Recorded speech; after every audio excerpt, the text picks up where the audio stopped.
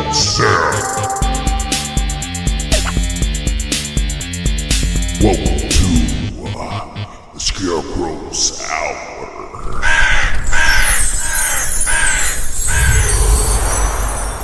Yeah, did a shortened version of it. Because I think we tapped out our budget Yeah. on music and stuff. Pretty much Tapped out a budget on everything. on everything. Yeah. The most Christmas thing about us is our budget because it jingles. You know? No folding budget here, buddy. Oh, that is true. Yeah. Gosh. All right. Anyway, it is that magical time of the year. Hey. Ho, ho, ho, ho, Ho, ho, ho. Only yeah. time of the year where you can go run around, just look somebody dead in the eye and say, ho. Ho. As long as you follow it by two more, ho, ho. Yeah. It's gotta be ho, ho, ho. I am Uncle Sam, and I am Random Ninja, a.k.a. James Randomous Ninjamus, a.k.a. Johnny Griswold today. Johnny Griswold. What's Griswold. happening? Man, what has been happening? We haven't talked in a minute. I know it's been a while. Yeah. It's been a lot. Sure. You know, Nothing. let's state the obvious real quick. The every previous episode of this podcast we've done has been horror based. Yes, without a doubt. So far, the Scarecrow Hour has, without a doubt, been horror-based. And when we named it Scarecrow Hour, we kind of wrote ourselves into that. Yeah, but also, we also discussed all of this ahead of time before choosing the title. Yeah. So, Which actually, horror is only a small element of why we chose Scarecrow, but that's a whole nother thing. yeah. Uh, We'll get into that one day. Yeah, one day we'll break it all down what it means. There's meaning, and if not, we got more time to come up with stuff to make us sound like not so lame. But so when we were talking about the next set of movies, we were getting ready to do some more horror movies, but then it was kind of like, well, we're going into Christmas time. Man, you know, why don't I do some Christmas movies? And then we thought, well, there's Christmas horror. Then it's like, you know what? The best Christmas movies are not Christmas horror movies. Some have horror elements in them. Agreed. You know, but the best, and like when we did the Halloween movies, we did Trick or Treat because that was the best Halloween movie. That's the best Halloween movie. So let's do like what we think is the best Christmas movie. I would say we're going to have to reach back, okay? Because if you want classic Christmas, Yeah. you got to reach back. Oh, absolutely, dude. You know, Yeah. Very rare do they make new classic Christmas. it's just not the same. No, I'll give it up for that Guardian of the Galaxy's Christmas special. Is it good? Oh yeah, I I enjoyed still that. haven't seen it. If you like Drax and Is it Ant-Man? Mantis? Yeah, if you like Yeah. them, it's theirs. It's their Okay. thing, and they're great. They're dynamic and stuff. Yeah, it's good stuff. You should watch it. I enjoy it. Heck Great, good music in it too. Like there's a couple songs you got to hear. Well, I've put it off just because I was like, I don't know, that seems corny. Sure. Well, Yeah. you know, I didn't rush to it, but it was, you know, I was like, okay, I'll watch it. Then I was like, that was good. I've watched it probably 3 times now. Yeah. You know, so definitely worth watching. Like I said, there's a song in there too that's it's on my Christmas playlist, which I've been jamming some Christmas music. How about you? I've been stuck on really one album. I'm not really big into Christmas music per Yeah. se. It's okay, but I've just never really been super big into it. I think with the more you have kids in your life, the more Sure. you get into it, and so this time of year, yeah, I'm starting to like it more because obviously my boy's singing it. Oh yeah.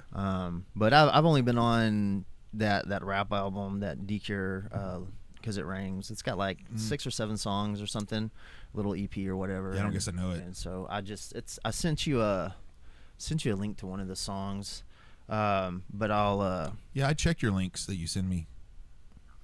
oh.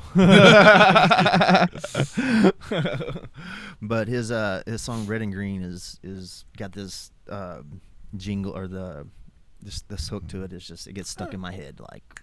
I'll definitely Easy, check it out easy. because I'm always looking to add to that Christmas list because I do like all the traditional stuff, but there's a lot of Christmas songs floating around out there that are still, you know, really good. Sometimes you stumble across them later. I can name them. We'll make a list and just throw it up one day on the Heck yeah. thing. I'll make a little video naming my top Christmas jams that you may not know. Heck yeah. Yeah. That sounds like a plan. Right, let's That's do something that. we can do. And nobody Yeah. come at me with this Guns N' Roses covering, because Guns N' Roses has never covered a Christmas song. But every once in a while, somebody's like, check it out, I found this Guns N' Roses doing like Jingle Bells or something. I'm like, it's not them. It's not them. It sounds like them, but it's not them.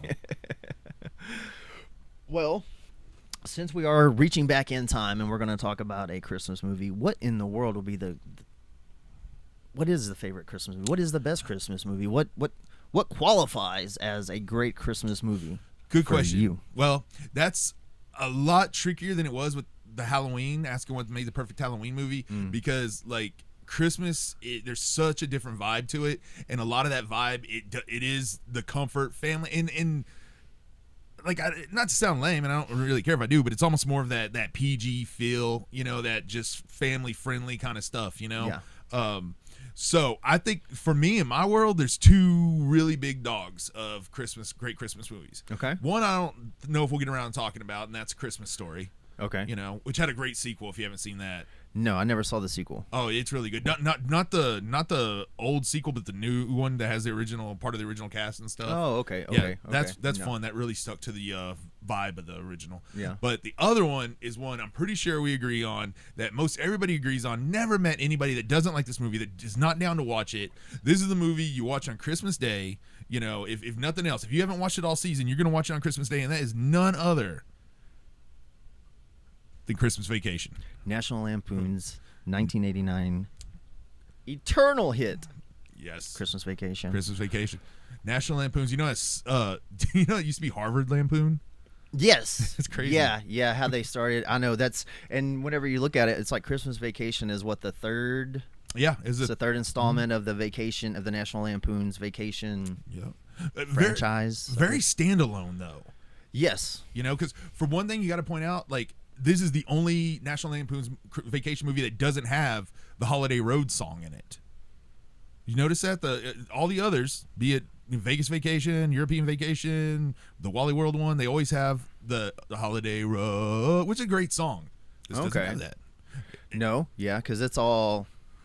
Well, it's not a travel. Yeah, they don't go anywhere. Where are they going to do it? Like going to Walmart? They go to the to get the tree. Very beginning, they're doing some singing and stuff in there, but it's Christmas carols. Right, they really would. So, I don't think that would fit in. So yeah, it's because it's Christmas season, so it's all going to be Christmas themed. Yeah, and also this is a John Hughes film. He's not a big guy for sequels. Well, he wrote it, but a different guy directed it. But yeah, he wrote it. Sure, he wrote it. So yeah, it was actually he originally wrote it for National Lampoon's magazine. Oh yeah, and it was entitled Christmas '59, and Okay. it was actually, I think it was about his childhood. all right. And so when this project came around, and like I said, he really was not into doing sequels. He already had that story, so he's like, well, this is more of a Chevy Chase vehicle, but I could put that story to it, and I'll make that movie. Right. And so he's the writer, and plus he'll always be credited as writer because he created these characters. Gotcha. Heck yeah. All right. That's a little bit of. That's why I like talking to you about some of this stuff. Yeah, just like soak this stuff. I love those tidbits. I mean, because we all know the quotes of the movies, that we're gonna get into. And, we all know all that stuff. I just like I always found things interesting to dig a little deeper. Yeah. And know these things. So when you watch it, kind of keeps it interesting or whatever. Like fan theories too. I love a good fan theory. Heck yeah. And there's not a lot of fan theories for this one, I don't think. I mean, there's really not a whole lot of need for it. I mean, for the most part. I mean, it's so outlandish, and Clark is. Oh gosh, one of the greatest characters ever, Clark Griswold. You just watch him friggin' fall apart, just continually. Well, there's a line one of the yuppie neighbors says when he's climbing that ladder, and she's like, they're like, I hope he falls and breaks his neck. A line that really sums up. He goes, "Oh, he'll definitely fall, but we're not lucky enough for him to break his neck." That's Clark Griswold. He's gonna fall. That is Clark, but it's not gonna stop him. No, that's what I love about it is if okay, so I wasn't born until 85, and so this came out in 89. So of course, like I don't. Sure. Yeah. It's always been on. It's always been around. Yeah. Just kind of there floating around. Yeah. And for me, like I'd seen this before I ever saw the other two. Oh yeah, this Vacation was your first. movies. Yeah, cool. Yeah, this is the first one I remember. So from being a kid, because it wasn't until I was probably in my teens that I discovered or no, I guess I'd have been probably in junior high. So yeah, maybe early teens or around that age. Whenever I finally discovered the European Vacation and just the Vacation and stuff like that. Sure. And then by that time, Vegas Vacation had already come out. And stuff like which that. Vegas Vacation gets a bad rep, but I like it. I love it.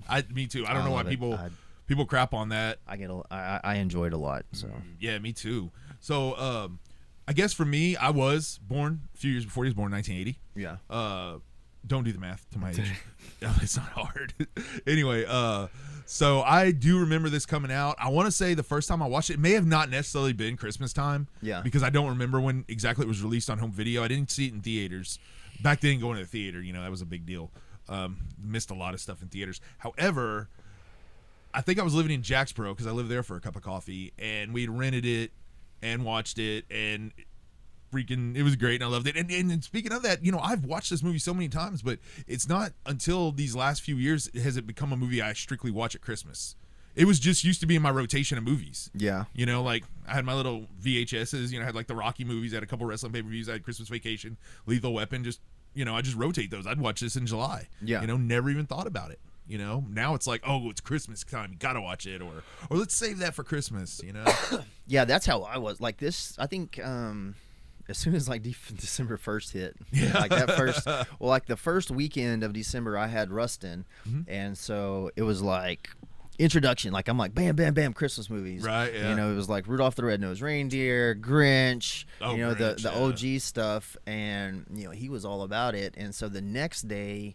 That was on Friday night, and Saturday I had, while he was playing Minecraft, I had this and a couple other movies, this and Gremlins and a couple other movies on. Right. That's what I start whenever December 1st hits. I go to Christmas Vacation, Gremlins, other stuff. Yeah, Gremlins is one of those ones with the horror elements. Yes, we could have been safe and jumped right into Gremlins and did that. But we thought about it. Yeah, I think this is let's do what we want to do, and this is what we wanted to do. Yeah, I agree.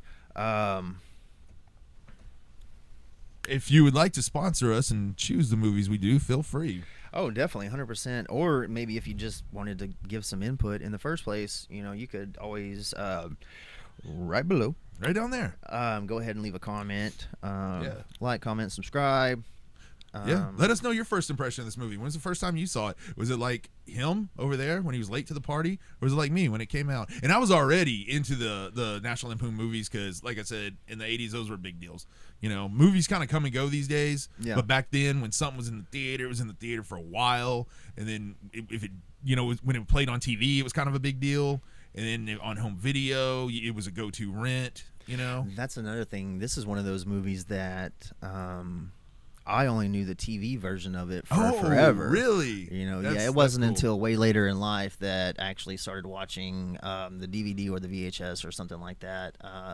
Because I don't ever remember owning it or having it in the house. I just remember watching it whenever it came on TV, which would be a lot during Christmas time, but still it would be the TV version of it. So there's a few lines, like I forget that they're even in there. I'm just used to it. It's like the tap dancing with Danny Kaye, and it's like I forget that he even uses the F-bomb in there. And because that's whenever I remembered it a couple weeks ago whenever I was watching it, and I had Russ in there, and he was like, Danny, and I was just like, oh, I forgot about that. That's funny. I was, like Back to the Future. I saw it on video when it first came out, but when it played on TV, we recorded it, so I had the TV version I watched over and over. And forever, I thought the line was, "When this baby hits 88 miles an hour, you're going to see some serious stuff." And I would say that, and people would correct me, and I'm like, they don't cuss in Back to the Future. And then I was like, oh my gosh, they don't have commercials in Back to the Future either. But mine did. Oh. And then I had a friend that used to, remember back in the day, you'd always know somebody that their parents would rent tapes and dub them. Yeah. And they have a big collection and stuff. Well, Mike, my buddy Mike, as you know, his parents did that. But his mom would always edit out anything sketchy. You know what I mean? She like any kind of nudity or vulgarness, she would just pause it, not put it in there. So I borrowed True Lies from him, and for the longest time when people talk about this scene with Jamie Lee Curtis in True Lies, I'm like yeah, Jamie Lee Curtis, she's a pretty woman, she's attractive and she, and stuff, but I don't see why she looks, oh my gosh, Jamie Lee Curtis in True Lies, and I'm like, okay. And then one day I'm like watching HBO and I'm like, oh. And then I was a man.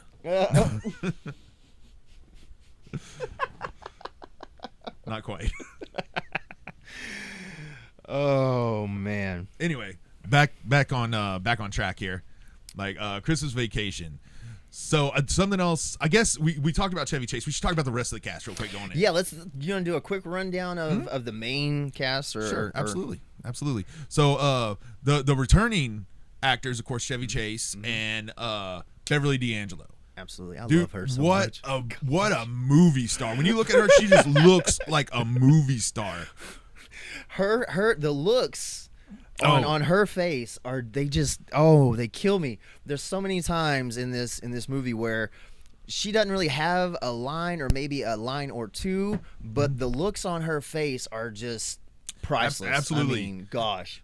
It really puts over a lot of stuff that Clark does, because you realize she's like the straight person to the two, Yeah. and you kind of plug into her as a viewer, but she loves him so much, and she's so down for him, that she's like not gonna do anything. She's only gonna help him. She's not gonna embarrass him, not shut him down. Especially you look in the previous movies, like he's messed up. Yeah, he's messed up a time or two. Yeah, there's several times where he's like, I know. He's like, well, wouldn't she's like. You always build things up bigger than your head than they really can be, and you set these standards that nobody can achieve. And he's like, well, when do I do that? And it's like, Clark, weddings, this is the third movie. Yeah. Vacations. It's like, yeah, absolutely. It's like, yeah, Clark, every time. And, I was going to say something, but I'll get when we get to the end, I'll talk more about that. Seeing there's something she says, she just straight lies, and it's funny if you think back. But so Beverly D'Angelo, the beautiful Beverly D'Angelo, I mean, she is aged like a fine wine. Like I said, glamorous. She's just glamorous. Yeah. And then you got some new faces in here. Okay, the characters of Audrey, is that how you say it? Mm-hmm. Audrey and Russ. Yeah. All right. So these very rarely are these characters played by the same actors. I think. Yeah, I think there's maybe. Have they ever? I don't know. I don't think so. Now that I think about it, I don't know. I thought maybe in the first. I think the first two movies, the same Audrey. Yeah, I think you're right about that. Because you had Michael Anthony Hall in the role originally. Yeah. And then you had this other guy that was an 80s actor that just annoyed me in everything he was ever in. He was in like this Ewok movie, and he was in something. Oh, he was in Night of the Creeps. He was good in that. But I think it was the original Audrey. She was in the first two. I believe she's passed away now. I believe she passed away from complications from diabetes. Bummer. Of course, then, and now this being the third one, the two actors that play this, very familiar faces, very well known these days. I did not know for a very long time that the young man that played Rust was actually, I knew him later in his career and stuff with shows like Roseanne and Big Bang Theory. You want to drop that bomb? Johnny Galecki. Yes, sir. Also known, I guess more these days, he's known as old Leonard. Leonard from Big Bang Theory. So, yeah, I know. I was sitting there day before yesterday whenever I was watching this movie, and I went ahead and checked IMDb and stuff because I saw the name.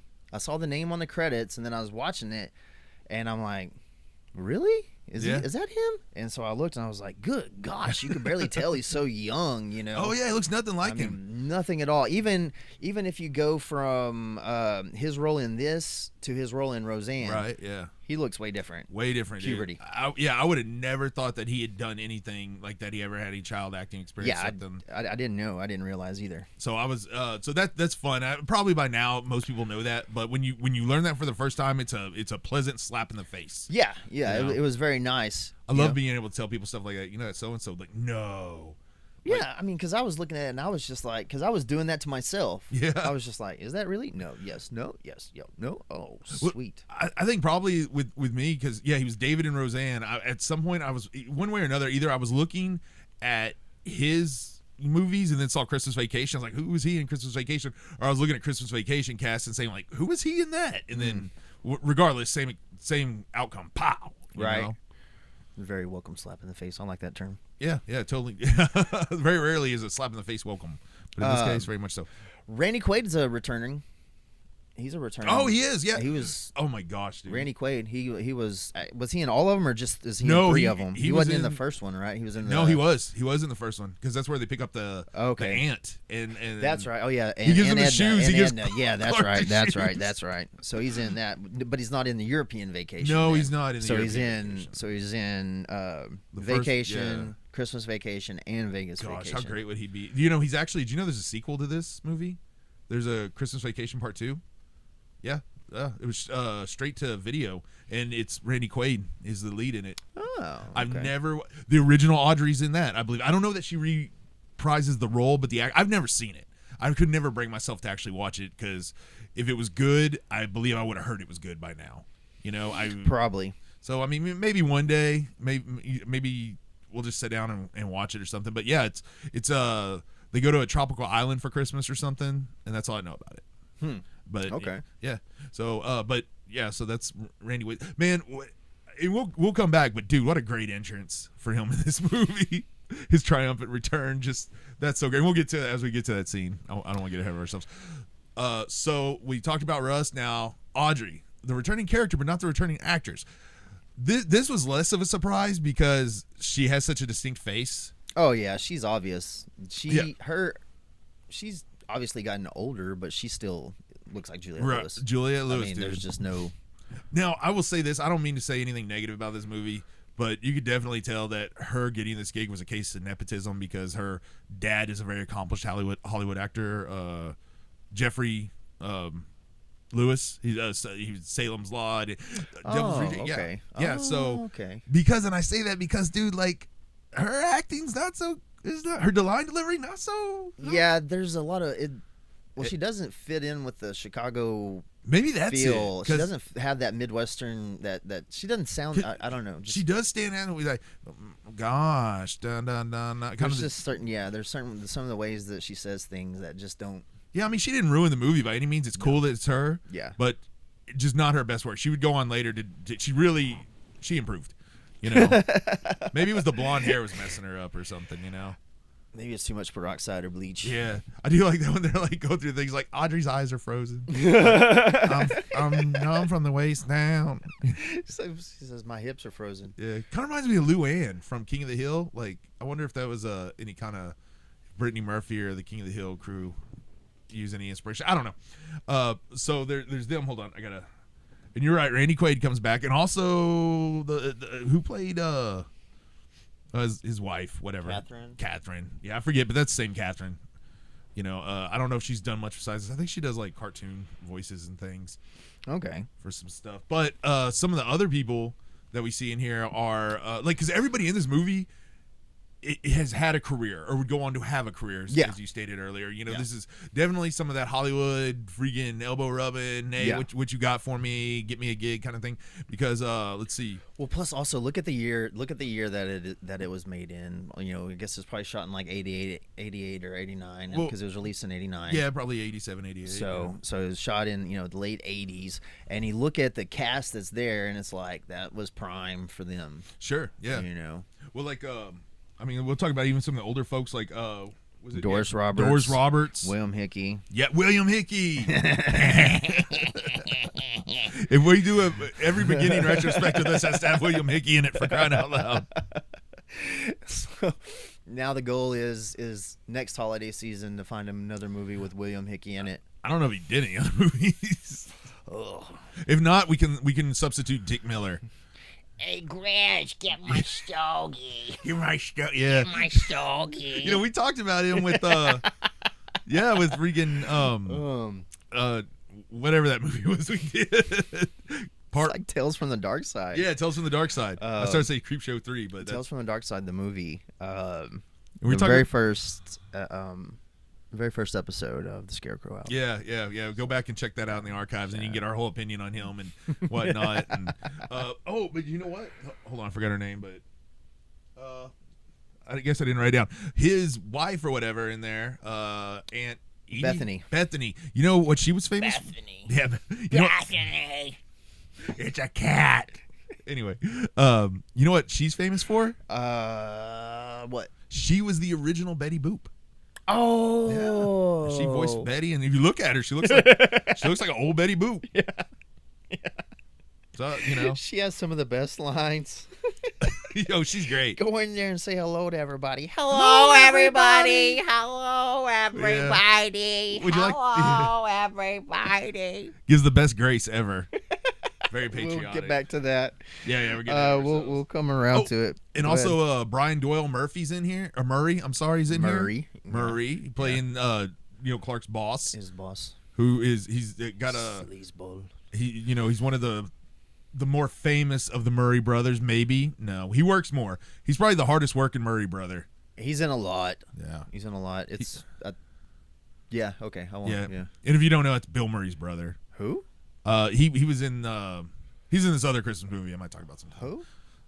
Who's Did you ever watch Bill Murray and Chevy Chase? well, do you know who John Belushi is? Because when he died, they needed somebody to come into SNL and fill his spot, and they got Who's this. John Belushi? I've never heard of this. Do you guy know who either. Jim Belushi is?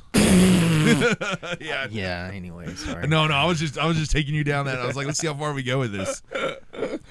I'll play dumber than you, son. I was like, I'm a zit. Get it? Speaking of National Lampoons, you know. Keeping with the theme. Yeah, that's good. So that's and everybody. There's a lot of people in this movie. Everybody else. I mean, even Clark, the guy who plays Clark's dad, he had a career, and the guy that plays Beverly D'Angelo's dad. But you know, And then you have Julia Louise try Dreyfus. this pre Seinfeld. Yeah. Freaking Elaine So you got pre-Seinfeld Elaine. playing the yuppie neighbor. You know, Doris Roberts went on to play in Everybody Loves Raymond. Everybody knew her as Marie. Sure. Barone. Shout out also Grandma's Boy. That's one of my favorites with her. Oh, that is such a fun movie. It is. It's underappreciated. It is very. It was. There was a time whenever me and my brother lived in Midland where it just stayed Yeah? in the DVD player Nice. like all the time. Oh, it's super fun. So- we could do that one Yeah, day. I'm way too messed up to drive to the devil's house. Yeah, I don't burn the ganja no more, so it's a little easier to watch whenever you're always. I was about to say, so you don't remember it? Oh no, it's an old habit. Whenever you watch some of those movies, it's just like Sure. there's certain parts where it's like, oh, I used to spark right here, and it's like, yep, nope. Some So- things, whenever I'm not drinking, I can't watch. Yeah. you know, and Yeah. there's some like, I remember like not smoking and then trying to watch Constantine. Yeah. He's lighting up a cigarette constantly, and it's Yeah. like, well, this doesn't work for me. That's whenever if I'm watching a movie and they're sitting there smoking in it, the next thing I know, my vape tank will be empty, Sure. and I'm just like, because I've had people, you know, bring it up to me. They're like, you know, whenever I hear you or see you hit a vape, then I just want to hit. I'm like, Yeah. you should probably take your phone outside. Then. I'm like, I don't know what to say. Or just listen, set it down and just listen. Freaking, you know, I don't think I want to say they can't even do gratuitous smoking in movies anymore. Like there has to be a purpose for it. Like, I mean, I know some directors decided not. I think Richard Donner or something had decided no more cigarettes. In his Yeah, I movies. think there's some companies, some production companies, or probably some directors, or probably some specific people. You know, I mean, they still. I don't know if that affects the rating by any means. I mean, I know they'll put it up tobacco. They'll put use. it, yeah. They'll put on there, you know, smoking, you know, in the rating, smoking, Smoking, which Put is. smoking. And But a I'm lot like, of movies you watch. well, what is he smoking? It's a cigarette. So why are you warning me that he's smoking a cigarette? Well, in case Like, you're trying to quit smoking, and then you don't want your kids to see cigarettes. You don't want them to know they exist. Shoot, Okay. my kids know cigarettes exist because That's we go to Walmart. That's a brilliant Yeah. plan right there. I'm just gonna pretend that it doesn't exist. Tell them well, we pretend some things do exist, and that, you know. Speaking of Santa, anyway, What? I got to talk to you after this. I like that shirt. Stay jolly, my friend. Stay jolly, my friends. Nice. I don't always drink, but when I do, it's, I don't know, eggnog or whatever. What goes in eggnog? What liquor? Rum. That's what I thought. Yeah, I think so. I've never had it with alcohol. I've always had the non-alcoholic version. Yeah, me too. You That's know. why I asked. That's why I asked. I don't know. I've never. My buddy, a buddy of mine, I went and visited some friends at a show this last weekend, and he's my friend Tony Myers, I mentioned earlier, we were talking, he's a big fan of this film, and he actually had those eggnog glasses, the Wally World glasses, you know, that Clark and Randy Quaid are drinking out of later with the, yeah, he was sitting there drinking eggnog backstage out of them, you know. Those are cool glasses. Yeah, I too. used to stare at them when I was a kid, just trying to figure out what they were. I didn't realize that there was a dang Wally World deal Yeah. until just now whenever you said that. Because I was looking at it last night and I'm like, yeah, there's a moose, there's antlers. I'm like, Yeah, I get Wally it. World. Then you're like, Wally World. I'm like, oh, Shout that out makes to the them first movie. even better. I was agree. just like, wow. There is so much merchandise out there for this movie that Yeah. are things like that. Like what I was saying about also earlier, the Blackhawks freaking jersey. My buddy Tony has that, and apparently knows nothing about hockey, and regularly has people start talking hockey to him, and he's like, I don't know, I like Christmas Vacation. He told me he thought it was it was a fake team made up for the movie. But he's got his grizzle on stuff. But I'm like, I'd be more embarrassed if I was them not recognizing that it was Clark's. Hood or jersey? That's, I mean, well, I guess unless you see it from the back, you wouldn't. I Well, don't know. You better check then. Yeah. Because like you don't see a lot of hockey merch around here. No, well, that's true too. We are in Texas. Occasional Stars So, T-shirt. yeah, no, that is true. Every now and then you might see somebody that's rocking something. I had a Stars jersey once in my life. The most that I've ever rocked hockey jerseys or anything were yours. Yeah, and then Going to they weren't even concerts, hockey. and they weren't hockey teams. So Yeah, there'd be like that's bands fine. and stuff, you know. Gosh, so much money on that merch. Anyway, though, so we've talked about the cast. I think we've hit it pretty good. We might remember a few more people here and there. But so this movie starts off. They are, as you said earlier, they're driving down the road and they're going to, I guess, a tree farm, but they're really just going out to the woods. It's not really a tree but farm. I think they go to a tree farm and then kind of past No, it. I think they just Go in the woods? Yeah, I mean, they might have been headed there or towards one at one time, but I think his whole plan was to hike out into the freaking woods. You know it was. And then, well, they can't even. Yeah, they get out there, the perfect tree, which is way out there, and we already said they're freezing. And remember, whenever it shows the tree, you have the golden tree. Yeah. too. They had the light shining on it, and I love the effects in this movie just because they're just right for a late 80s movie. Yeah, and I don't know. I think they're kind of the insight to Clark, the way Clark sees things.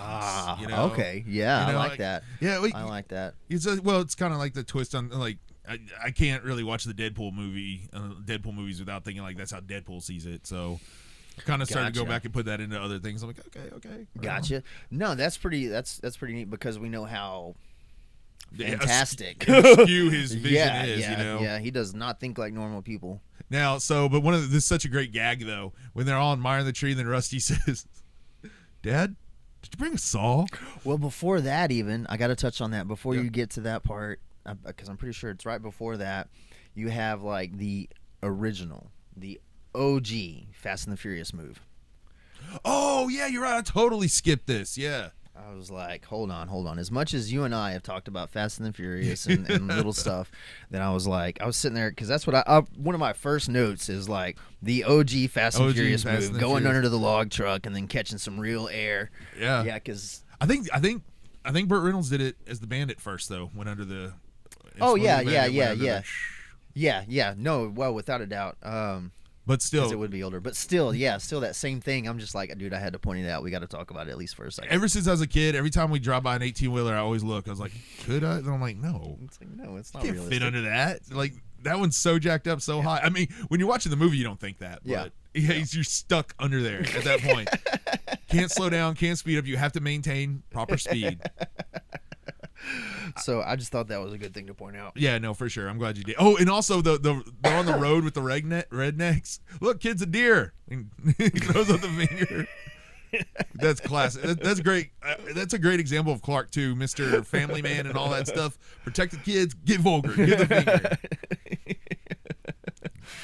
But then they make it out into the woods and then they trek and They find the perfect tree. the perfect Christmas tree. And now Rusty says, "Did you bring us all?" Did you bring a saw, Dad? And then look, that is just such a good gag because the look on his face. You know, such a good pop. And then it cut to the scene where they're driving. They have the tree. Driving down the road, starts at the beginning, pans back, and you get to the end, and it's a mass of roots and dirt. Because somehow, forget cutting the tree down. Somehow they uprooted this tree. Somehow. I watched this movie for years, and then one day I was like, wait. That would be, Yeah. you could, how would you do that? How would this family do it's frozen dirt, you know? Did they have a shovel? Then it's like, even then, have you ever tried to uproot a tree? Well, he had ropes. We know he had ropes. Did he have ropes on him? Well, he tied up the tree whenever they But tossed he's it so on far the. from the car at this point. I think that's one of the Yeah, points. but they dragged that. But they had to go back to get the car regardless, or they would have to drag the whole tree there. But they didn't drive their car up to that tree. Yeah, that's true because the snow was. So I guess we're just gonna have to chalk this up to one of those We'll great just go with it. mysteries Yeah. of the film. Yeah, what we didn't know is that somebody came along and. Oh yeah, the deleted scenes Yeah, where yeah, where Vin Diesel. Yeah, they had to cut it for time. Yeah, Vin Diesel Yeah. shows up and he's Well, like, yeah. "I live my life one Christmas tree at a time." Yeah, And, Dom was like, I got this. yeah, he shit. stomps the ground. The tree pops up. He catches it. And this was before the Honda Civics, and Mm-hmm. he was actually in a 1982 Chevy Pickup truck. Pickup truck. Yeah. Yeah. So that's Yeah. the deleted scene. Very hard to find. You can probably get it in Europe or something. There you go. It's even been. I think it's only in the. I think it's only in the Gustenwas version. Yeah, but that's Yeah. a pretty common version. Well, it used to be, but They did have a lot of censors. fires. They did have a lot of fires. We do have Okay. censors. Moving on from our fantastic BS. So they get the tree back, and then cut to like one of my favorite scenes in the whole thing. Clark, garage door opens, and this also introduces the yuppie neighbors in this scene. The garage door opens, and there's Clark with a chainsaw and a pseudo Jason mask. He's got that hockey mask. Yeah, I mean, it's a hockey, but it's really he's so into it. I love it too. He is in that moment like Jason Voorhees or some mass killer. Like he's not just like, oh, I need to cover my face with this. He's like, No, I'm about to brutalize this tree. yeah, Christmas, vacation, tree. Like, and then as he's walking, even like, hey, Grizzly's like, just that turn. Where are you gonna put a tree that big? My favorite, most quoted line in this movie. Bend over and I'll show you. You can't. How dare you talk to me that way? Yeah, I wasn't talking to you. And that look on their face. Yeah, they look like they have to like. You mean? Which I was like, why is that so much worse? Which gosh, they play those neighbors so well. Just the yuppie jerk freaking neighbors, man. And I never watching Seinfeld. It wasn't until I went back and watched this movie at some point I was like, oh my gosh, that's Elaine. It wasn't like, oh, she's the yuppie neighbor. So good stuff. Anyway, so now he has cut the end off of the, then brings the tree in the. They already told him it was too big. Like it won't fit in our living room.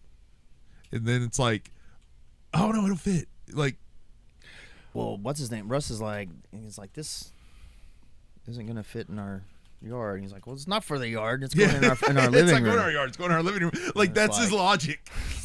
It's like it won't fit in your yard. How's it gonna fit in your living room? And it doesn't matter. He answered. That was your one. That was your one statement. There you go. There you go. And then right after he finishes cutting up the tree, and they get it in the house, and it shows him in the bedroom. Yeah. And he's because he's opened the tree up, and it knocks out. It's just, I present to you the Griswold family tree. That was in the trailer. I remember seeing that trailer as a kid in that scene. So yeah, now he's got they got sap all over him. And he's trying to freaking fun thing about a little tidbit, the pajamas he's wearing are actually Chevy Chase. I always have it's Chevy.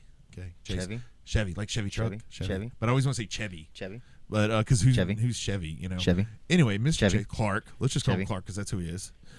Clark, those pajamas, he actually took those home with him, and those were his pajamas for like years and years and years and years. Oh yeah. Thought that was kind of funny. They're all right. They must have been really nice, for him to take them home. Be like, these are good pajamas. I'm taking these home. Where dude's like, oh, I need to get pajamas. Oh, I'll just keep these. But he's laying there. I love he's laying there in bed doing the whole gag with and he's sapping. Well, I was wondering about that. The guy on the deal. I didn't know which producer is it. A producer. I don't know his name. Dude, producers are one of the least interesting things about movies to me. Because I'm sure it was a real big deal to him and his family, and I'm sure he put a lot of money into it, but he had added absolutely nothing to the film as far as story or anything like that. That to me, producers, they cause more damage than they give. Like I can't imagine how many movies would have been better if producers would have just stayed out of it. Because it's kind of like write the check and go sit down. Yeah, write the check, walk away. Yeah. Enjoy the film, but they always want to be like. And I get it that they're like, well, I put in X amount, I made this happen, and here's my little tidbit I want to add into this movie or something. Maybe though, by putting him on that magazine, they kept him from trying to change the story up. Like he's like, you know what? What if we made Clark fly? What if Santa Clark? How about I put your picture on the magazine and you get a place in the movie? There you go. Okay. Oh, that sounds good. I think I'll do that. Yeah, I'll do that. Cha-ching, money. I always like watching him do this gag though, because it looks like I guess he kind of actually grabs her hair and stuff, Well, yeah, he reaches over and it's just like he's got one hand on her hair, the other hand on the lamp. Yeah, and the good lamp night, gets honey. stuck. And then that's where she's that's going. when she's asking. Yeah, that's when he asks, well, when do I ever do that? Yeah, And that's when she starts going down the list. Graduations, birthdays, funerals, weddings, vacations. Yeah. So anyway, we go from there. The next scene is at what? Clark at work. Is that the next scene? Yeah, the next scene is Clark at work. Yeah, and he's got the tree. Is that the next scene? Yeah. So anyway, we go from there. The next scene is at what? Clark at work. Is that the next scene? Is that the next scene? because it does these cool Yeah. little yeah. calendar opening things, that'll Yeah, show. it does the deal, and then it moves over and it starts talking about the. Okay, so that's whenever he's talking to. Oh, he's got the Tasmanian devil. Yes. And he's talking to what's his name right there. Real quick, even as a kid, I was like, a grown up at work. That's Clark. Exactly. But that's Clark. That's exactly who he is. He would be though. having a freaking Tasmanian freaking devil mug, Yeah. wearing a suit surrounded by all these other suits. Yeah. Looney Tunes. Got Yeah. a freaking Looney Tunes. Well, it's a go. Warner Brothers movie, right? Yeah. So Yeah. This movie or this scene, this enters Brian Doyle Yes. Murray. Yeah. As the boss. Yeah, because that's whenever he comes in, he's like, "Hey, are you the dude that's doing this new additive crunch deal or whatever?" And he's like, "I want to write up for it." Yeah, he's like, layman's terms, none of that insider None of that insider jargon. I'm like, jargon. And he's like, oh, and thank you for the. I love when he's like, thank you for the Christmas card we got. We appreciate it. And the way he like he's like, looks at his guy. He's like, company card, sir. He's like, corporate card, sir. just have it on my desk. Yeah, no, he's so good in that role, man. I love that guy as the jerk boss. If you ever watched a show called The Middle, not to be confused with Malcolm in the Middle, he has a I know what you're talking about. yeah, I love that show.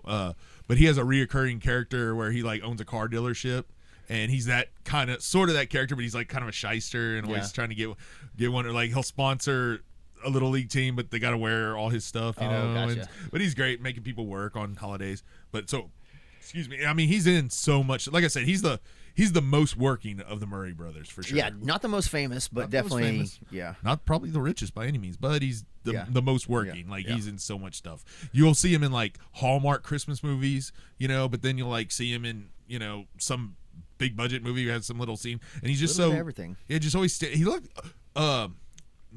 Wayne's World. Remember Noah's Arcade? Yeah, he's the boss. Yeah, Yeah, no, two of every yeah, arcade. yeah. I mean, he's just I don't know. I love the guy. I wish he'd get more prominent roles sometimes, or maybe he's fine with what he's got. I think maybe 30 years ago he cared. Maybe, yeah. But he's got to be up there, man.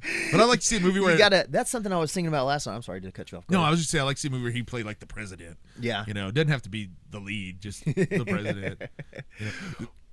Oh, go ahead. Well, I was just thinking whenever I was watching it last night, I'm like, these people are in their 30s, 40s, 50s, whatever, 30s, late 30s, 40s, and that was back in the Yeah. late 80s. Oh, you know? gosh, and it's yeah, like, that's- damn, that was that's- 40 years ago. I think It was about that almost stuff 40 all the years ago. time. Yeah. When I'll be now at 43 years old, like I will wonder what, because like Homer Simpson is 39. You know what I mean? Like, and I know he's a fictional cartoon character, but still, he was always older than me. Yeah. I was always Bart's age. Then you get older, and then one day I'm older than Homer Simpson. older than Homer Simpson, dude. Isn't that weird to kind of think about? Yeah. So there's a lot of these people, but of course, I mean, gosh, like the cast of Cheers, they still look like old people to me. But then you look and they were all like early 30s and stuff.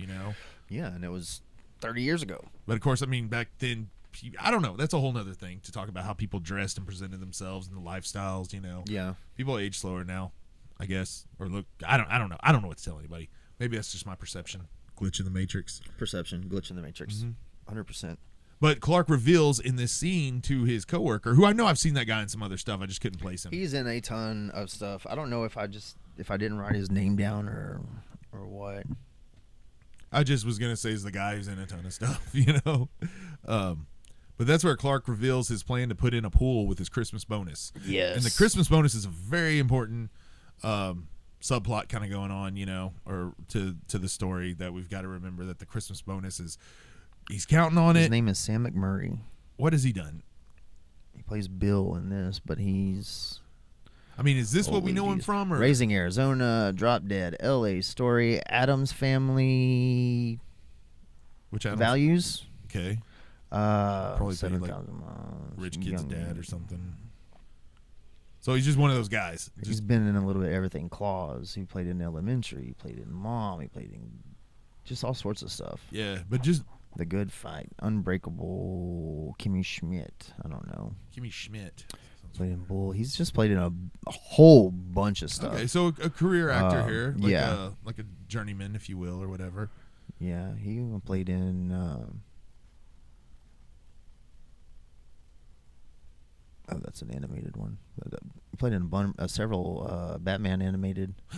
Oh man, Anchor Ted. Oh, cool. Speaking of animation, we totally skipped The intro? Yeah, the intro of this movie. which where in place of Holiday Road is we had this really great animated intro of Santa Claus. Yes. I can't believe we skipped over that. We've got to do that right now. Like, yeah, I love that. As a kid, dude, I was so into this because I was super excited about this movie. I was already, but then at this, we start with a cartoon, you know, great. And plus that style of animation, that I like the way it looks. Like even today, it still looks so clean. yeah, and that animator, hold on, I actually know his name. I don't know his first name, but I know his last name. It's like Kuzi or something like it's something like that. It's something like that. Bill. Oh no, Croyer. Kroyer. Croyer. Okay. Bill Croyer. Yeah, he you would recognize he's an animator, obviously, but he's done some like Jetsons projects, some Flintstones projects, Fern Gully, The Last Rainforest. Oh, okay. Yeah, that was his work. There was something else too. He did something else, but yeah, that's just great, and I love that song too. I forget who sings it, but it was made for this movie. Yeah. You know, it's that time. It's that time. I'm not even gonna cry. Christmas time is Dude, that's here. like when Christmas season starts, that song starts Everybody playing. knows there's not I can hear you, or I can feel it. Straight up. Okay, so anyway, I had to shout that out. But rolling back to, because it has some of this the part after, whenever the boss comes in and tells him to do all that stuff, and then whenever all the little, you have the boss, and then you have all the little minion bosses that are following him, right? Yes. And so What a great line. Kiss my A. well, Kiss his it A. goes like this, because there's about 6 of them, because I took the time to write it down. He goes, Merry Christmas, Merry Christmas, Merry Christmas, kiss my ass, kiss his ass, Happy Hanukkah. Yeah. He's like, Didn't he tell somebody to kiss their own? I think he's like, kiss my ass, kiss his ass, kiss your own ass. Happy Yeah. Hanukkah. Happy Hanukkah.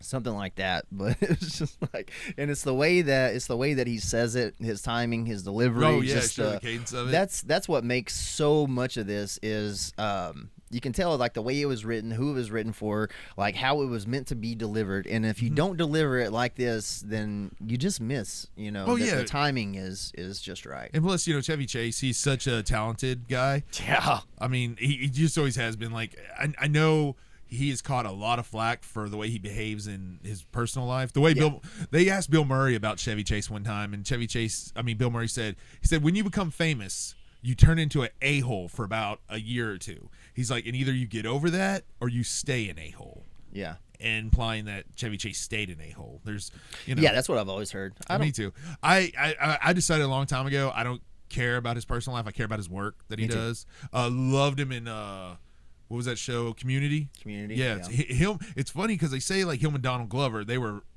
at odds a lot in that, but they were my 2 favorite parts of that. Yeah. When they left that show, I kind of just stopped watching it. No offense to the rest of the cast, but they were like my 2 favorites. Yeah. I never really watched it a lot. If you like Chevy Chase, it's good stuff. Everything that I've seen of it, I always enjoyed it. I just never sat down and watched it. And plus, like Donald Glover, he's so good. Yeah. He's great in that. So yeah, Chevy Chase, his whole career, he obviously he probably would have got to do a lot more had he not made so many people angry. I know there was one director worked with him. I forget what movie it was, but she kept an airline ticket in her pocket, and the only way she felt that she could work with him was to hold on to the airplane ticket, knowing that she could leave at any time, that she could just leave and go get on the airport or go get on an airplane and leave. Jeez. Yeah, no, dude's caught a lot of heat, but Clark Griswold is a different case, and we love Clark. Yeah, that's one of those where it goes to as long as the actor or actress isn't like a criminal. Yeah, sure, for sure. Then I don't really care. Yeah. Like, yeah, they should be better. They should be good people. Blah, blah, blah, blah, blah. We all should be. Sure. But hey, man, I've had jobs where I don't care what kind of person you were as long as you did your job.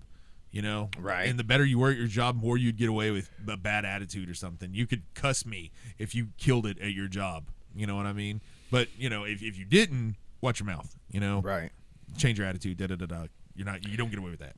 Yeah, I think that's how part of this whole thing works is with him. Well, it did, but that's not really a thing now. It's like, gosh, people get canceled over having a bad attitude or something. Well, you it's know? like even some of the jokes that are in this movie, like people would go insane about if it was another mainstream, if it came out today in the mainstream. Sure, offended. Offended. so many. So another movie, I was offended. So many, especially whenever you get to the smelling, smiling, blousing, browsing. Browsing. Nipples, nipply. The It's nipply. nipple, That's something else too. Like I watch Clark with these women sometimes, like and the other one's Christy Brinkley, you know, and stuff. And you're like, what a goofball! How's this goofball get to? You got to remember though, Chevy Chase. He's got movie star looks, and he's like 90 foot tall, So it's like even though Clark's a goofball and stuff, and a bonehead about things, he's still got a lot to offer. Yeah. Women would be attracted to him. So I'm personally not. He's not my type. I'm more of a female guy. Well, you gotta love the part whenever he's getting so hot, and he just starts wiping his face, and then he tucks them their panties. Yeah. It's like, Clark, what are you doing? And she's just going right along with it, like not even noticing, or just not even caring, or maybe just too ditzy to. I was gonna say she kind of plays it ditzy. Yeah, so it's well, just that's like, my name. Yeah. Nope. Says no caca. Yeah, classic stuff.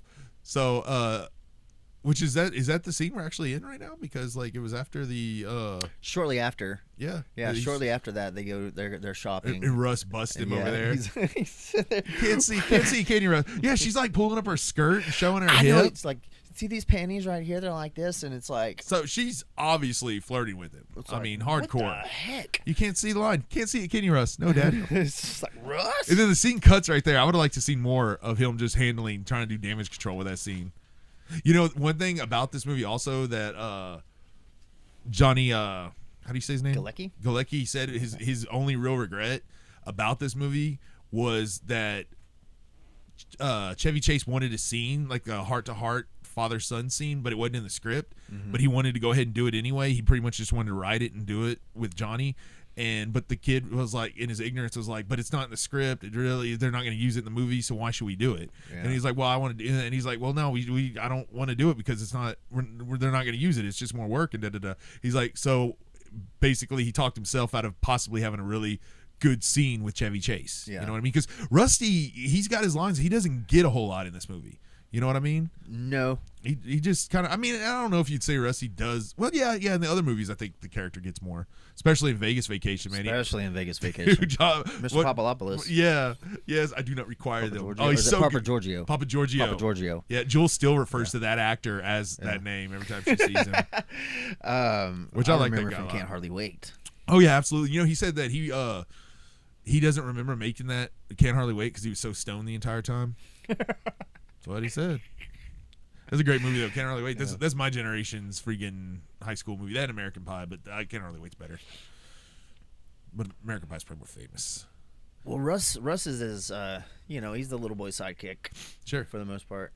I mean, he's got some good lines, and, yeah. but they're just a lot of times like whenever he's walking away, he's like, "Should we check it, Russ, or something?" Before you get to that, like one of the next scenes right after the panty line scene is whenever Clark is going to get all the lights and stuff out. Oh yeah, and he's like trying to get him to help him and stuff. The knot. And they start pulling, this giant ball. Yes. I mean, it's that big of Christmas lights. I would have made a day out of that. I'm like, cool.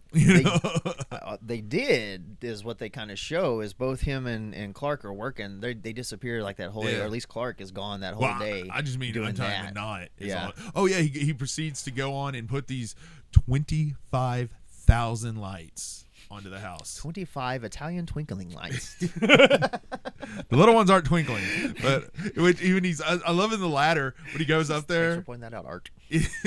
But the ladder like drops, and it's so funny because it's like he's still holding on to it like he's up there, but it's kind of like this. Where am I at? It's kind of like he stops, he lands, and he's like, almost like, how did all this get up here? Kind of thing. Have you ever fallen? Have you ever had one of those collapse on you? No. Not fun. I hate ladders. It's not fun. I'm a big heavy guy. I don't trust ladders. Although, like, I've got to do some work on the side of my roof the other day, and I went up there on this flimsy ladder. And I got up there. I was like, okay, it feels pretty sturdy. I'm like, and then I could just imagine the rung just breaking, and then me falling, hooking my legs, swinging backwards, hitting my head on the fence. And I was like, "Nah, I'm good." Those extension ladders are even a little bit more scary because you push them up and they just click back and they catch. And so like if that dude doesn't catch right, and like I've been going up and had it set up and then get about 4 steps up and all of a sudden I didn't check it. I wasn't sure 100% sure that it was locked in, and it closes on your hands typically because your hands are wrapped around it. Like the way he has it, he's doing that. But Yeah, most people usually, go up the side. they do like that and then there. But yeah, so I guess Clark's had this happen before. He's gonna fall. Probably. It's like he's gonna fall. And I think that's the part where that line is. He's Yeah. gonna fall. Yeah. Oh, I hope he breaks his neck. Oh, he's gonna fall. He's, Break his neck. and he's up there stapling as he like staples his sleeve, then his glove. Well, I was sitting there thinking about it. It's like, all the lights. That's a lot of lights. Like, Oh, yeah. yes, without a doubt. But the staples. Dude, as we were saying this, that Staples. just clicked in my head. I was like, how many staples is that? Because you're talking about like 4 staples to a light, probably, He was like, as many as he was doing, and you just watch, he's just like click, click, click, click, click, click, So click. you're talking about like over Thousands. 100,000 staples. Thousands of staples.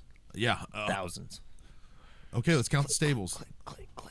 Okay, no, we won't. No. Let's skip on. So right now, hopefully somebody's listening that's really into staples. Staples is their thing. Like, yes, finally someone's going to do it. And then we don't. And they're like, the one fan that we have lost. Because that's actually one of the notes I have is thinking about all those staples. It would take days to take them out. Yeah, dude, even to put them up. What he does, Yeah. like that's a crew. You Yeah. would need a crew to do that, man. In reality, I mean, we already talked about the digging up the tree, so we suspend reality a bit for this. Obviously. Actually, we suspended reality a A lot. long time ago. If you want to have a good time, get rid of reality. Well, as soon as you start throwing in the jolly old fat guy, we just suspend reality. As soon as Christmas comes into play, then it's just like, yeah, we're talking about something made up now. Well, Santa's been seen flying around, so. You serious, Really, Clark? Yeah, you serious, Clark? One of the Clark? best lines. You serious, Clark? We'll get there, but yeah, Cousin Eddie. Yeah, great freaking line. Like, we'll talk more about him when he gets entered. But okay, so he is this where he falls like off and grabs the gutter? Yeah. Okay. Yeah. Because it says, because I wrote down days to take out, then pulls the whole gutter down. The whole gutter and that frozen water in there just shoots through Elaine's window. And hits their freaking stereo yeah, it system. goes through the window and hits the stereo system. And they show, it's like when it shows the CDs and everything. At that time, dude, if you got CDs, That's money. you were balling, man. That's money. Yeah, dude, I wouldn't get CDs for like 6 more years.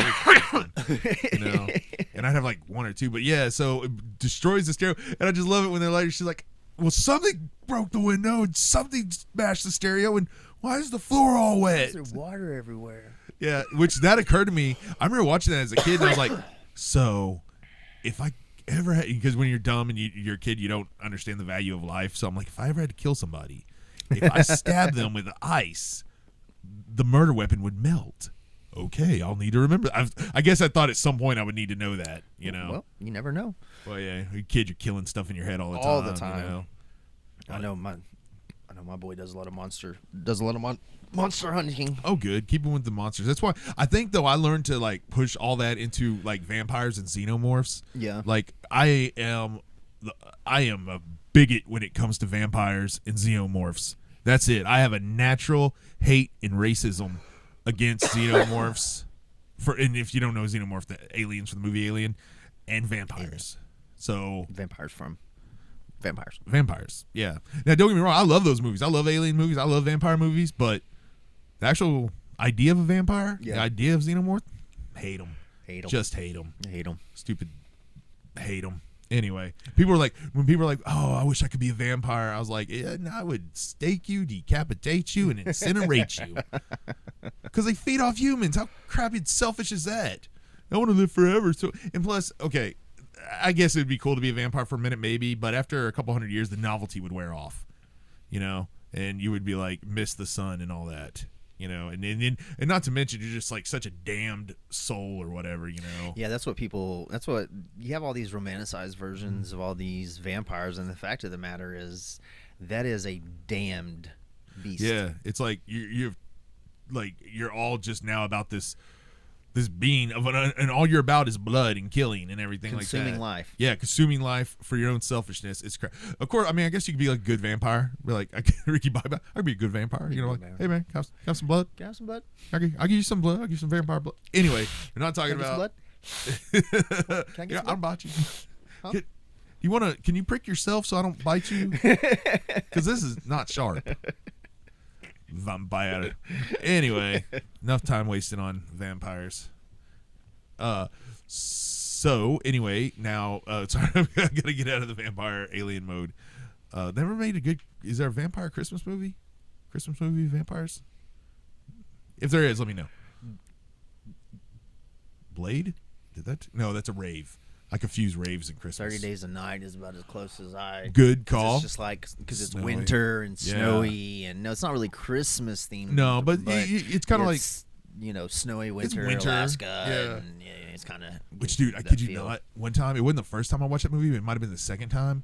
I was watching that movie, 30 Days a Night, and we're living out the lake. And this was the first time ever a freaking cat ran across my roof while I was watching that. Had never happened before. And I'm just like, are you serious right now? Because, like, in the movie, they're hearing the vampires on the roof and everything. And then, like, never before that ever happened, and then that happened. So, I don't know. That was just kind of one of those funny coincidental. That or it was a vampire that was like, take this, you bigot. Stupid non-blood You hate drinker. me, but then you watch my movies. Oh, yeah. Well, those bigots are hypocritical anyway, so, generally. But that's not even the topic. Topic's Christmas Vacation. Griswold. So, the ice goes through there. And they're upset about that. Then you seem to have a good. See, like I remember all these scenes. I just kind of get them out of order. Yeah, that's why when I'm watching, That's really that's smart why thing to I do. just go through and I put a little quote down here or a little thing here. This way I keep it because I'm like you. If I'm not looking at it like this, Yeah. then I'm gonna bounce all over the place. Sure. Just like that. And then we'll be So, like, oh well, that was before that. yeah, and that's why Da-da-da-da. I try to just keep the timeline in because we'll fill in the dots And or we'll fill in the blanks. But This movie, most of these scenes are actually fairly short when you think about it. a lot of them are. It's a lot of jumping. It's a lot of scene jumping. Well, they go through a whole month pretty much. I mean, Well, they actually it's like the last. It's like 5 days before Christmas. oh, okay, so it's just like the better part of a week. Yeah, because it only takes place. It's like you have Christmas Eve is whenever the end, Right. all that stuff takes place, and so it's like the 3 or 4 days before that because he's still working. Uh-huh. So he does the last couple of days at work, and then they have the couple of days off for Christmas or whatever. Okay, cool. That type of Timeline. deal. Yeah. Yeah. This isn't like it was like with some of the other movies we've done with timelines.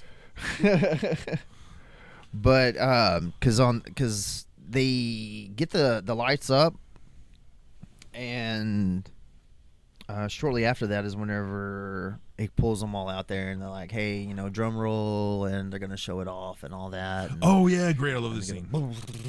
he's like, "Drum roll, drum Yeah, roll, drum roll. He gets them to do it. and they all start making sounds. And Yeah, noises, and then yeah. he's like he just first says like da, da, da, da, da, you know? And it's like nothing. Nothing. And his mom, bless her heart, is like, Clark, I can picture it in my head, and it is breathtaking. I can imagine it now. Yeah, dude, it's like, well, you can do that with anything. Yeah, Like, She's Clark, so your house is sweet. not, I know, it's like Lester. That's a mother though. And then his dad's like, well, if you need some help, let me know. I'll be upstairs asleep. I'm going to start using that line. If you need some help, let me know. I'll be in there asleep. It's like, don't wake me up. And then, like, in freaking no doors for her, and she's like, kids, I hope you see what a waste of resources this This is. was. He tried really hard, Grandma. Or, Yeah, Grandma, he tried yeah. really hard. Yeah, his kids and his mom, Mickey. his Oh. family's sweet. Her family can't stand Oh, him. no, they're crapping on him every chance they Yeah, get, they man. can't stand him, dude. Which is kind of the typical in-law thing. Yeah, but then look at their other daughter. Look who her other daughter married. And we're getting close to that. Anyway, so he's failure that night. Well, that's their cousin. But I always thought, I thought they were daughters, and I I guess think it's like no, they're cousins. yeah, it is cousin Eddie. Huh. Oh well. I guess it was. I thought that because of the grandparent, her parents are all about Eddie's kids. With like They're probably their aunts. or uncles, great aunts or Okay, uncles. because they obviously That type have of a deal. Yeah, kind they of know- relationship yeah, with yeah. him. You got to kiss. Because that's her family. Catherine is her Right, cousin, right, right? right, yeah, Yeah, so Catherine's then her Eddie's- cousin. So Catherine would be related to her parents. Mm-hmm. And so that's why they have a connection with, like, he says Rocky, the Yeah. boys like, you had kids, and they're like, you got some sort of lip fungus, and I'm not sure what that is. They haven't identified yet. But before that, that's later on that night.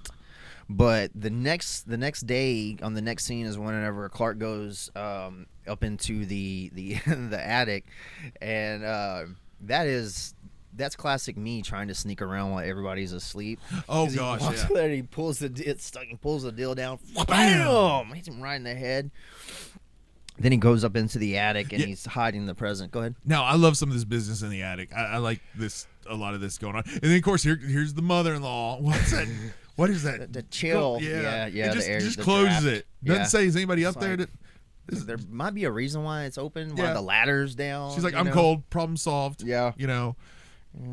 So she does that, and then which Clark he's kind of weird because he doesn't get very loud at first. She Yeah. closes it, and he's like, Huh? and then it's not till like they're leaving the house, and he's all like, hey, it's like, Well, obviously, Clark doesn't always put a whole lot of thought into practical things. true. He puts a lot of thought into these extravagant things, but the practical thing is just The like, day-to-day, whatever. Yeah. He's a big picture guy.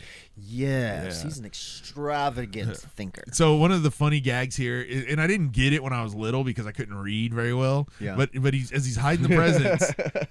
He finds a Mother's Day Yeah, present from, from like- 1983. Yeah, exactly. It's like, oh. Of course, like who writes the date? But that's the gag. So I thought that was pretty funny.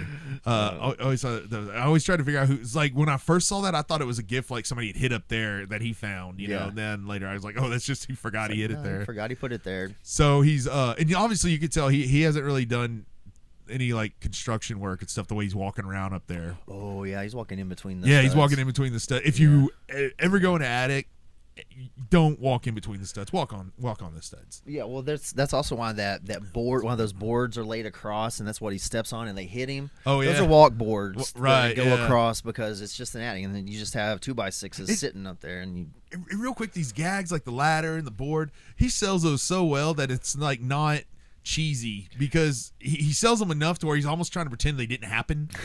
You know, he's just trying to ignore Whoops, it. that didn't happen. You know, instead of being all like goofy about it, and, he's just it like was an accident. It was moving just on. like, oh, Never shit. happened. It's like Which- you didn't see that, Dude, the other day I was doing yard work and it finally happened. I stepped on a dang hoe, dude. Or a rake, I'm sorry. I stepped on a rake and it came flying up, man. I was like, I'm such a clown, it was bound to happen. You know. I was just glad that the pole saw I was working with, nothing bad happened with that. So I was getting nervous out there. Anyway, just had to throw that out there. One of the things that it's always kind of bugged me about the attic scene whenever he steps through it.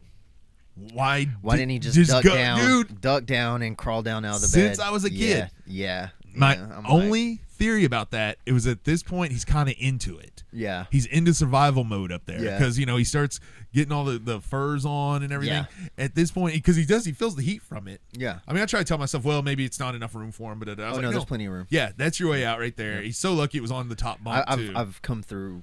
A roof, I've gone through a ceiling or two, and yeah, you can definitely just slide out. So- There's plenty of room.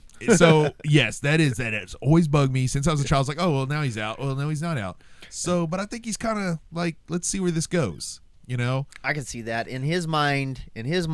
He's already trapped, Right? Yes. and so here's Clark. He's like, "Oh, I'm trapped. Now what I do? Well, of course, first thing I got to do is I got to get dressed up. I got to get bundled up. Gotta get I do warm, my gotta little- survive. Yeah, it's like I got to make this happen. Okay, you know? and he finds the home movies. Now, you notice this when he pulls that one out, the tape on it, says something. You know what it says? It says Xmas 59. Oh, that's what you're talking about earlier. The short story, yeah. Gotcha. That makes sense. Whenever he watches the actual film, Mm-hmm. it says Christmas 55. So that was just a blatant, because Clark, for his age, it would have been 1955. Gotcha. So that doesn't match, but that's why it doesn't match.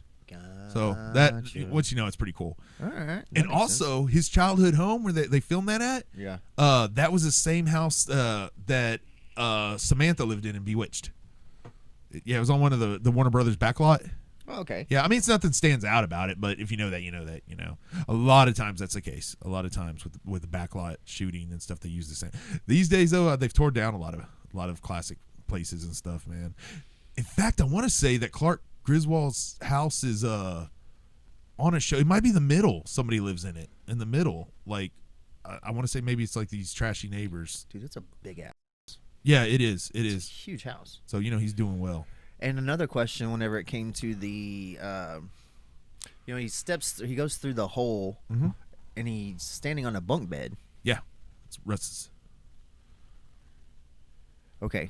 Because he had the poster up there, and remember his grandpa has to sleep in it, and it pans up that he has a poster above his bed, which is funny because of that I ended up putting posters of girls above my bed, and then it wasn't till later on in life when I realized that some people put posters of girls on their ceiling for fantasy reasons, and then it became kind of embarrassing to realize I had posters like that, and people were like, anyway. Is that what that was for? Oh. It really wasn't. I just thought it was a nice thing to wake up to, that's what those are for. Yeah, for sure. If you can't tell, I got some ceiling decor. It's kind of crappy looking right now, but I'm gonna. His fantasy decor. Yeah, and it's way believable because they're both technically Christian Bale if you think about it. Because I got American Psycho and then I got Batman. So what are you gonna do? That's a cool blanket though. That's a NECA blanket. Shout out NECA, make great stuff. Expensive but great. I got a NECA Patrick Bateman action figure over there. Oh, it's down there. All these action figures. One is the NECA Patrick Bateman, and anyway, it's neither here nor there. One day we'll do a tour of the Scarecrow Dojo. It won't take that long. It's the I guess south wing of the Scarecrow Mansion. I don't know. Anyway, back to Christmas Vacation, man. Oh, the attic though. Okay, so he's watching these home movies and he's getting emotional, and then Helen is going to go put some, and he just happens in classic Clark Griswold fashion. His chair is on the trap door. I know, that's another thing. I'm like, he's standing on it, like he walks on it, he stands on it, he puts stuff on it, and he's like sitting on it. I'm like, wow, you have no clue, dude. Maybe that was his thing. It was like, yeah, no, and obviously, I mean, there's stuff up there, so they spent some time up there and stuff. But whatever. Like you said, small pictures not his thing. Yeah.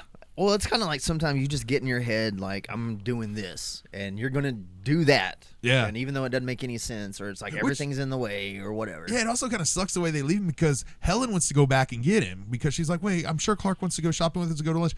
And Their dad's like, he's got a car. He can meet us. I got to eat so I can take my back pill. yeah. It's like, let her go back in there, It's like it's her husband. Yeah. So there's his house that you're at. Right, and they're like, He's your "Oh, you host. take your car. He could take his car and meet us." How? He didn't even know where they're at. Yeah, they like, didn't where are they cell going? phones. Where are they going? But then that also it's like I wonder if there's an alternate reality where he doesn't go in the attic and he actually goes out and there's a whole nother scene. He's at the mall and stuff like that, and going out to lunch. Who knows? Well, it's kind of like they're like, okay, everybody's gonna go to the mall. We can either have a whole nother movie where Clark goes to the mall, that would be a whole nother movie. or Mall we can Vacation. we can stick him up in the attic, and this will. How do we get them to the mall? It's like, why is them going to the mall an important story piece? It's like, it's whatever. They had to go shopping and eat. Yeah. Because everybody does. That's the thing is, you look at that movie, or even look at movies, and everyone's doing like last minute Christmas shopping, and they're getting all this stuff today. Go try and do any last minute anything. Oh gosh, yeah, no. Good man. luck. They run out of everything a month before the holiday even happens, because they started selling it 4 months before the holiday ever started to happen. So And they probably try not to overstock these days because so many people order crap. You know what I mean? It's not, it's not like where it used to be. Like they'd have X amount of a product at a store, and you'd have to get there. And if you got it, you got it. If you didn't, you didn't. Now it's like, oh, I need Black Friday starts before Black Friday. yeah, that's I got some some of my beard stuff. They sent me stuff way in advance. Yeah. I was like, which good. I'm glad Okay. they do it because it's less of a bottleneck. right. On this whole but that just goes to show you like how they really don't have to charge what they charge. Yeah, they don't. Yeah. I don't even get all that. Yeah. Everything's so expensive, dude. Yeah, it's dollar store, buddy. If we weren't getting rich off this podcast, I don't know how I'd make it. When the did you get rich? Who's getting paid? Who's cutting you a check? You're not. Son of a... And Dude, get your stuff and go. I need to talk to the director. Well, need to I talk asked to the Santa producer. for Christmas. Yeah. Talk to the producer and director. See how far that gets you. Man.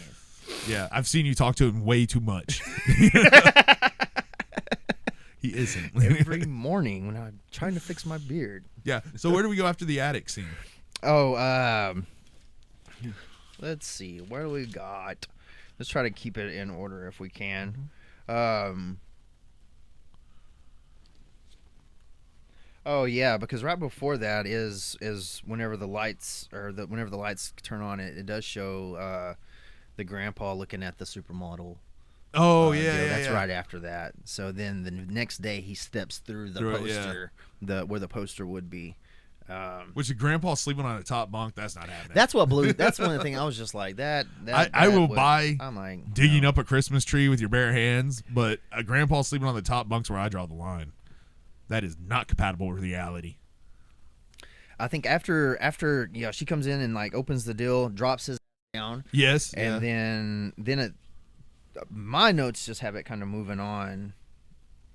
I don't know, moving on to the lights. Right. Okay, we're back. He's still to Helen and him trying to mess with the lights. trying to figure out the lights, He's which gone through every single. checked them all and Yeah. stuff. And now at this point, his mom goes into, is it the basement or is it the garage or what? No, it's the basement, I think, or it's the garage. I always think thought it's it was the basement, but last night for some think it's reason I the thought it might be the garage. I think it's the garage because You know? she just walks right into and then flips. It doesn't show him going up and down stairs Right, or yeah. anything like that. So I think it's just the garage. Okay, because that's weird because you said you kind of always thought it was the basement. Well, because they tell you about a basement, and then the times that they do show the garage, they just opens the door. He just opens the garage door, and then I don't know. and maybe So- they step down, but a lot of garages you step down into. So I don't know. I would have to just look at. I don't know. It depends Team on the house. garage. So- Anyway, But so regardless, in the back room, garageless. in the garage list. No, they got a garage. So in the back room where Yeah.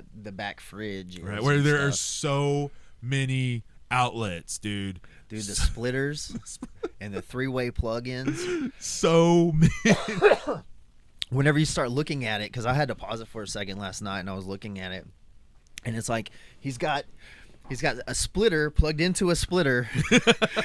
So like there's a plug going in, or there's a plug going in and a splitter coming out, and another plug going in, another splitter. So for every one of the splitters, there's a splitter attached to a splitter. So it's like, holy Shout out to the props department for doing that. Somebody just sitting there. How ridiculous and unsafe can I make this look? And it's this pile of plugs that's standing off the wall like that far, you know. Oh yeah, no, it's so ridiculous. But it's also at this point in the movie, you don't even notice, kind of. You know, like maybe the first time you watch it, like, oh, it's a lot of plugs. Then you move on because like it's Clark. He would have a lot of. He's got 25,000 lights for crying out loud. Well, and then it's like they got a switch that. And it's that, yeah, it's like that's when it's not working because the switch, with Yeah. in which, you know, there's a lot of places like that. This is a big deal about.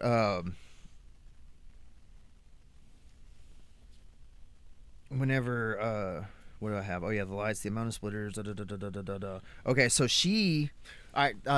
The wife or Helen is like she goes back there. Because like they flip it on and he's like Helen, Right. you know, and then she like flips it off and comes out, and then she's sitting there and he's talking about it and he's trying to figure it yeah. out. She's already figured it out. Well, you she see her, sees it. You see her. Well, But first she sees it and she's like, Clark, and he's like, I think I got to figure it out, honey. She's like, come look. But by the time he comes there, she's Yeah. hit the light switch, and now she goes and Clark's out there and he sees it. yeah, You know, and he's like, everybody come look. and then it's off. And then it's off by the time they get there. And then she goes outside, and that's when it dawns. He has on this her. little freak out. Yeah. And a fun fact about that, you know when he punches that Santa in the face? Yeah. Yeah, he broke his finger. Yeah, and him screaming and stuff and being mad was partially because of that. And I think that actually shut down production for a little while because he had to heal up from it. But also, okay, when he does one of my favorite scenes when he does the with the thing, you know, I have recreated that so many times. Almost any time I have an extension cord to plug up, especially if I'm by myself, you have to do it slow. Have you ever tried to do it fast? No, you're gonna break that thing, dude. It's kind of impressive that he gets it in there, you know. Of course, they probably just made it look like, I don't know, but just it's so satisfying. And then the spark, and she has realized, you know what it is you're saying, and so she hits the switch simultaneously as he plugs it up. Sparks, which she calls him Sparky. That's funny. Yeah. That was all her. Like the actress, she came up with that Sparky. Oh, really? Yeah. She actually, I believe she refers to Chevy Chase as Sparky in real life. You know, but yeah. And I'll tell you about another little improv she came up with later. But yeah, and the lights come on in all their 25,000 glory. The meter. How does it not blow every fuse? You see the nuclear. They have to turn the auxiliary nuclear power on. The whole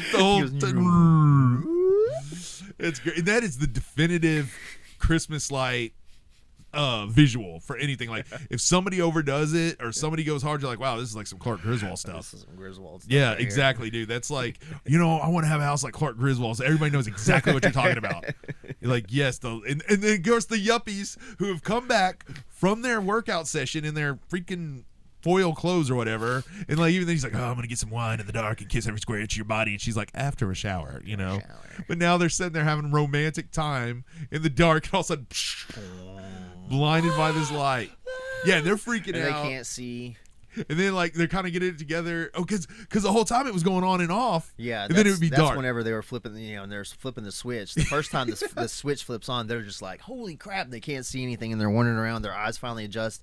Then the light turns off. And suddenly they're in the dark. And then it comes back on. And finally winds up with him going down the stairs. Yeah. Which he kind of oversells. See, he does kind of that silly, yeah. You know, but like she's just crying. They're just crying.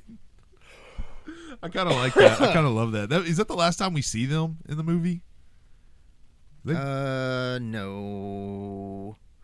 No, because way later on, whenever Lewis burns down the Christmas tree and Clark cuts up a new Christmas tree, cuts the tree down from their front yard, the tree goes through the window. Oh, that's true. That's true. Okay. Yeah. Okay. Right. Then that's probably the last time we see them. I was like, why do they even live there at this point? Yeah. They don't live next to the Griswolds. Right. It's like, yeah. Well, they're the single couple, or they're the couple with no kids, freaking versus the family. And I get it. I get the dynamic. Yeah.